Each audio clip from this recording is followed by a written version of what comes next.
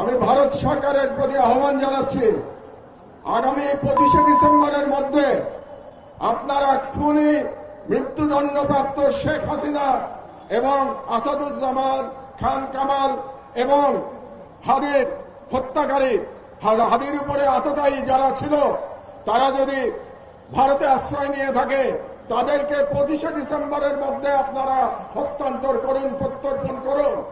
না হলে আমি হাদির রক্তের কসম দিয়ে বলছি, বাংলাদেশের প্রতিটি ভারতীয় প্রতিষ্ঠানের বিরুদ্ধে আমরা প্রতিরোধ সংগ্রাম শুরু করব। আমি সরকারের প্রতি আহ্বান জানাচ্ছি, 25 তারিখের মধ্যে যদি এই খুনিদের পাঠিয়ে দেওয়া না হয় বাংলাদেশে, তাহলে বাংলাদেশে কর্মরত প্রতিটি ভারতীয়ের ওয়ার্ক পারমিট বাতিল করতে হবে।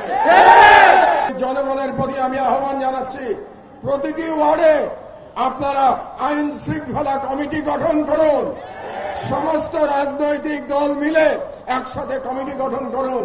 তাদের দায়িত্ব হবে ফ্যাসিবাদী এবং ফ্যাসিবাদী দোসরদের চিহ্নিত করে তাদেরকে আইনের হাতে সোপর্দ করা। এই দায়িত্ব জনগণকেই নিতে হবে।